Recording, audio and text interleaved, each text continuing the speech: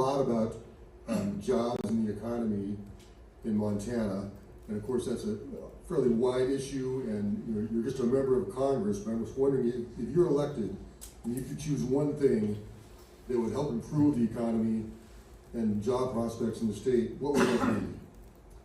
Well, only one thing. Now you're really limited. All right, well, let's think about it. Maybe not one thing.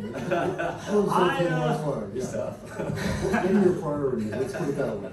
Well, when it comes to that, the first priority that I'd put in that is part of what I'm calling a Rural Infrastructure Act that I want to see passed to better the lives of both Montanans and Americans and other rural communities all across the country.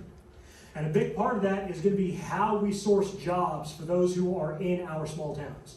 Because right now, what do we hear two things about all the time? There's no jobs, and we can't find anybody to work.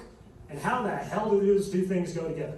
So what I want to see happen with that is I want to see aggressive new funding being added to, one, increasing broadband access in rural communities, two, increasing access to teleappointments and satellite in-person locations so that people in our rural communities have access to finding jobs through a Jobs Corps program.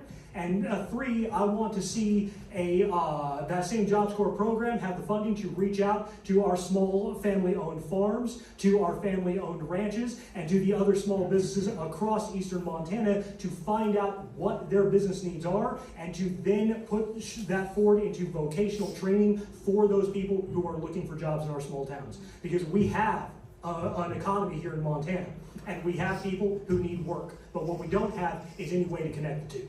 Thank you. There's one thing. Here we go. One plus a couple others. That's good though. Mr. Windy Boy, your response. Thank you very much. Education and opportunity. Those are two instead of one that tie into one. Number one, when you take a look at the education system in today's world, we're pretty close to the bottom as far as those statistics go. Education needs to be added under the opportunity. Now, I'll give you an example. Do I know everything? No. Do the federal government folks know everything? No. Do the state know everything? No. What I've done is I put $200,000 to a curriculum to build meat cutting processing at North Montana. That's an opportunity for us. Why should we have to bring in meat from other countries and out of state when we have 3 million cows and 1 million people? That's 3 cows to 1 person. And we need to take a hold of keep our grass-fed and our grain-fed cattle in state and put it in our freezers locally here. That's providing opportunities, and that's what I'm doing. I'm a pragmatic man, and I want common sense solutions that's going to move forward to support Montanans and their opportunities. College isn't everything, isn't for everybody, but we need to provide the vocational education piece for Montanans to provide them an opportunity. That's what we need to support, our local people.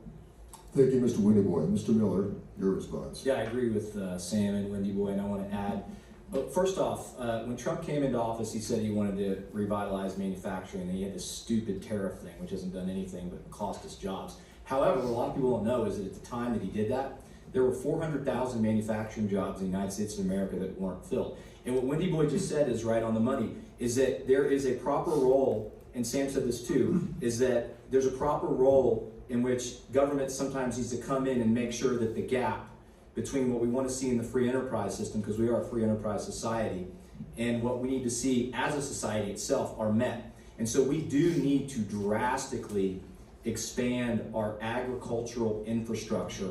And I don't know if you're going to get into this, Chuck, but like ag markets are in big, big trouble right now. Trump has really hit them hard with his trade war.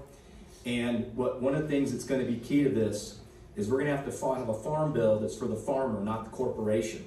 Because big ag is running the table on everybody, and we do need to do more infrastructure projects to support our small family farms. Thank you.